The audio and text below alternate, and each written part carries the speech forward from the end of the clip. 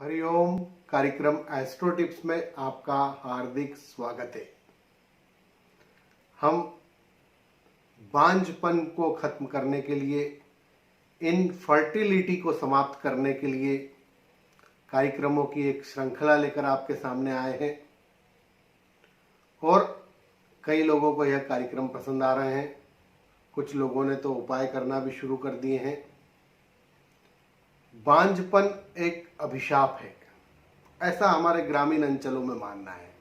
जो ग्रामीण अंचलों के जो लोग हैं वो कहते हैं कि किसी स्त्री को यदि बच्चा नहीं होता है तो वह बांझ कहलाती है और उसका वंश आगे नहीं बढ़ पाता,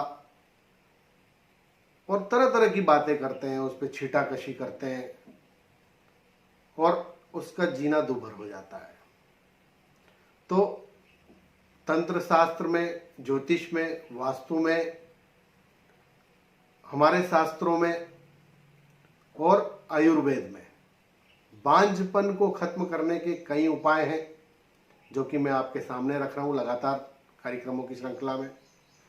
आज का जो मेरा उपाय है वह तंत्र शास्त्र से संबंधित है और इस उपाय के जो परिणाम है वो 100% है। अगर किसी स्त्री को एग नहीं बन रहे, यानी अंडे नहीं बन रहे हैं पुत्र उत्पत्ति के लिए, पुत्री उत्पत्ति के लिए, यानी संतान प्राप्ति के लिए, तो मैं जो आपको आज उपाय बताने वाला हूं यह इतना महत्वपूर्ण है कि जिसको भी मैंने बताया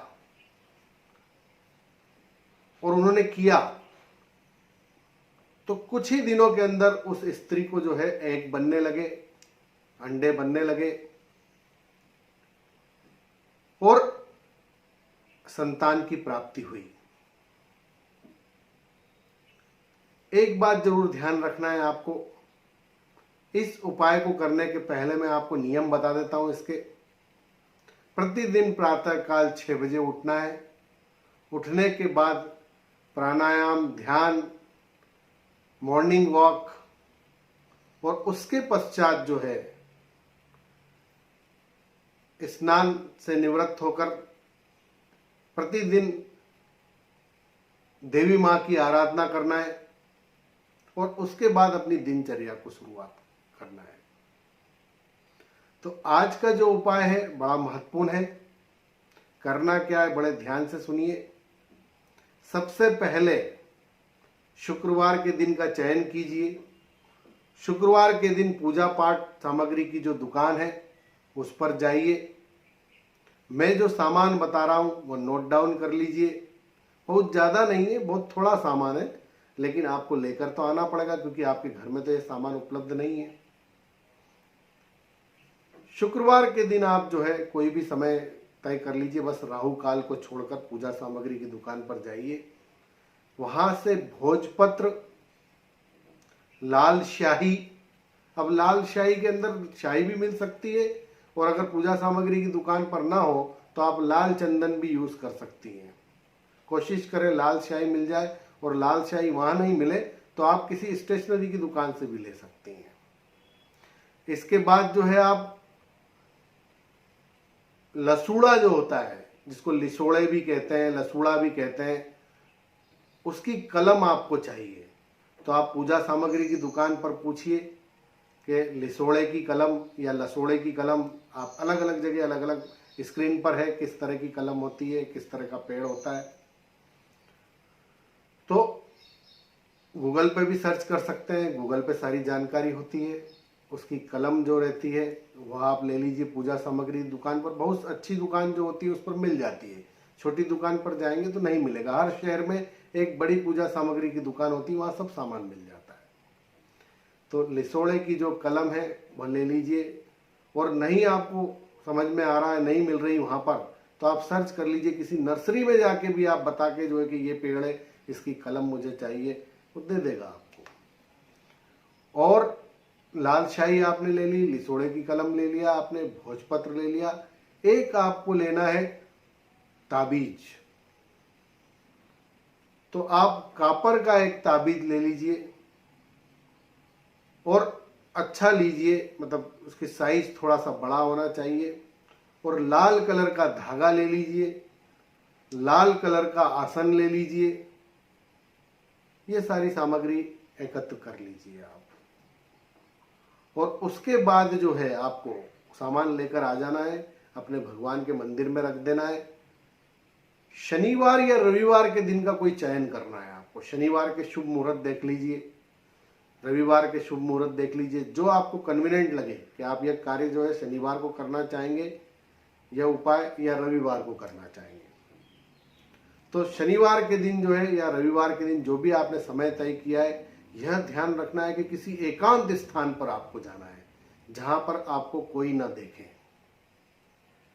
ऐसा एकांत स्थान हर शहर में होता है, या आपके घर में कोई एकांत स्थान हो, घर के अंदर की बजाय बाहर की तरफ, या तो छत पे चले जाएं या कोई ऐसी जगह चले जाएं जहां एकांत हो बिल्कुल। पूर्व तरफ की मुख करके, मतलब पूर्व तरफ की मुंह करके आपको बैठना है। ईस्ट फेसिंग आपका वो होना चाहिए फेस। लाल कलर का आसन बिछाइए और उस पर बैठ जाइए। बैठने के पश्चात शाही और कलम से मैं एक यंत्र बता रहा हूं आपको, जो स्क्रीन पर आपके सामने है। बड़े ध्यान से इसको नोट डाउन कर लीजिएगा, किसी प्रकार की कोई मिस्टेक नहीं होना चाहिए। और यदि आपको कोई समझ में नहीं आ रहा है स्क्रीन पर, तो आप व्हाट्सएप पर लिखकर हमको भेजिए, हमारे नंबर स्क्रीन पर हैं। और उसको बना लीजिए आप यंत्र को। और जब आप यंत्र को बनाएं तो देवी माँ की स्तुति करते रहें। देवी माँ को अपने ध्यान में रखें, माँ पार्वती को ध्यान में रखें, माँ लक्ष्मी को, जो भी भगवती के सारे स्वरूप है उनको याद रखें। और मन में यह विचार करें कि इस यंत्र को धारण करने के बाद मुझे संतान की प्राप्ति हुई है, और बहुत स्वस्थ और बहुत अच्छी संतान हुई है मुझे। ऐसी कामना करते हुए, ऐसा संकल्प लेते हुए इस यंत्र को जो है भोजपत्र पे उकेर दीजिए। और उकेरने के बाद जो है उसको घड़ी कर लीजिए, और तांबे का जो कापर का आपने ताबीज लिया है उसके अंदर उसको भर के लाल कलर के धागे में उसको बांध के, और लाल कलर के धागे में बांधकर उसको बाएं हाथ में धारण कर लीजिए। आप देखेंगे कि चमत्कार होगा। और अगर आपको एग नहीं बन रहे हैं, आपको कुछ प्रॉब्लम है फर्टिलिटी में, इनफर्टिलिटी का आप शिकार हो गई है, बांझपन का शिकार हो गई है, तो उससे आपको मुक्ति मिलेगी और बहुत लाभ होगा। बहुत साधारण उपाय है, सिर्फ आपको एकांत के अंदर ही बनाना है। जो महिला बांझपन का शिकार है, अगर कार्यक्रम देख रही हैं, तो इस उपाय को एक बार जरूर आजमा लें। हाँ, हस्बैंड भी ये उपाय कर सकता है, जरूरी नहीं है कि आप ही ये उपाय करें। आपका हस्बैंड भी इस उपाय को कर सकता है, आपका पति भी इस उपाय को कर सकता है, और आपको वह ताबीज दे सकता है। आप उसको धारण कर लेंगी, बिल्कुल आपको लाभ होगा। पुरुष में अगर इनफर्टिलिटी की प्रॉब्लम है, पुरुष के अंदर यदि अंडाणु नहीं बन रहे हैं, मतलब शुक्राणु नहीं बन रहे हैं, और उसके कारण यदि आपको बच्चा नहीं हो रहा है, तो इस पे भी हम कल एपिसोड में बात करेंगे। आज हमने महिला के बारे में बात की जिसके एग नहीं बन रहे हैं। कल हम पुरुष के बारे में बात करेंगे जिसके स्पर्म की काउंटिंग कम है, जिसके शुक्राणु नहीं बन रहे हैं और बांझपन का शिकार दोनों हैं। कोई महिला बांझपन का शिकार नहीं होती, लोगों की गलत फहमी है। कई बार पुरुष में भी प्रॉब्लम होती है, उसके स्पर्म की काउंटिंग कम होती है। ऐसे बहुत सारे केस है मेरे पास। और दोष ये समाज किसको देता है? महिला को देता है कि बांझे बांझे बांझे, इसको संतान की प्राप्ति नहीं हुई। पुरुष प्रधान समाज है हमारे देश, और इस पुरुष प्रधान समाज में सारा दोष जो है महिला के ऊपर मढ़ दिया जाता है। ग्रामीण अंचलों में तो बहुत स्थिति खराब है, लोग दूसरी शादी कर लेते हैं छोड़कर, और बाद में पता चलता है कि प्रॉब्लम हम में है, उसमें नहीं थी। ऐसे बहुत सारे मामले मेरे पास है। तो जो महिलाएं बांझपन का शिकार है, कार्यक्रम देख रही हैं, तो घबराने की बिल्कुल जरूरत नहीं है। आज का जमाना बहुत आधुनिक है।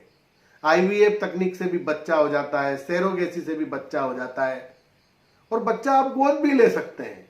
लेकिन इससे आप मन में डिप्रेशन मत लाइए, तनाव मत लेकर आइए। भगवान ने आपको जिंदगी दी है, बहुत सुंदर दी है, और इस जिंदगी को बहुत खुश तरीके से जिए आप, हर समय हैप्पी रहें। लोग क्या कहते हैं इसको मत देखें और डिप्रेशन में मत जाएं।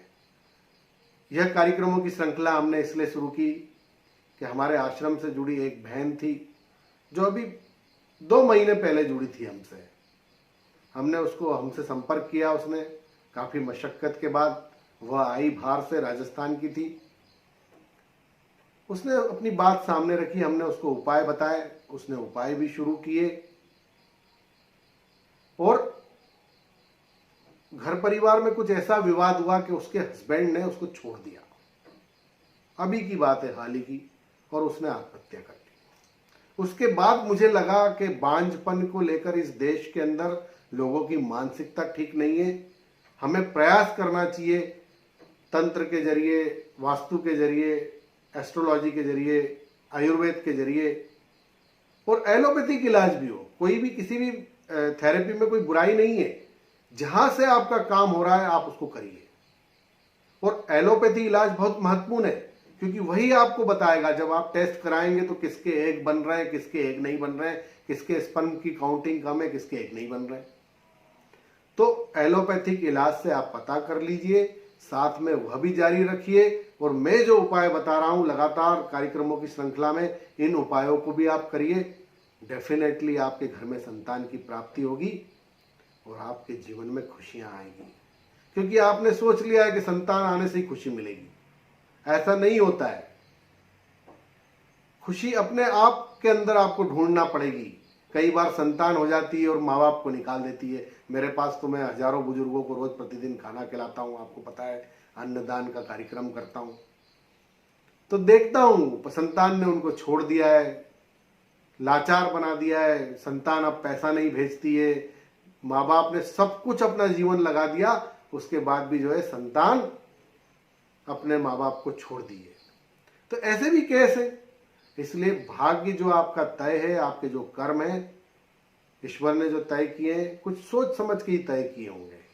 फिर भी अगर आपको लगता है कि बहुत जरूरी है और बहुत मतलब संतान होने से आपके जीवन में खुशियां आएगी, तो मेरे जो उपाय आपके लिए बहुत कारगर है। तो बहनों, घबराइए मत, आपका भाई आपके साथ है। मुझसे जो पढ़ सकेगा मैं करूंगा आपके लिए। मेरे कार्यक्रम आप देखते रहिए, और कोई समस्या हो तो आप, मेरा आश्रम है भोपाल में, आप आकर मुझसे मिल सकती हैं। जो प्रयास होगा करेंगे, लेकिन गलत कदम कभी मत उठाइए। हमेशा खुश रहिए, आगे बढ़िए, लोग क्या कहते हैं इस पर मत जाइए। तो दोस्तों, इस तरह के छोटे छोटे कार्यक्रमों के माध्यम से हम आपके जीवन को बदलने का प्रयास करते हैं। लाखों लोगों के जीवन में बदलाव आया है। यदि आप भी मुझसे जुड़ना चाहते हैं तो मेरा YouTube चैनल गुरुदेव टीवी है, उसे जरूर सब्सक्राइब करें। जब आप सब्सक्राइब करेंगे तभी आपके YouTube का जब आप खोलते हैं तो उसमें मेरे वीडियोस आपको देखने को मिलेंगे। बेल आइकन का बटन जरूर दबाएं, ताकि जो भी मैं वीडियो अपलोड करूं उसका नोटिफिकेशन आपको मिले और आप उसको तत्काल देख सकें। कोई भी जीवन में समस्या है तो आप संपर्क कर सकते हैं। नमस्कार, हरिओम। भगवान आपको खुश रखे, आप हमेशा स्वस्थ रहें।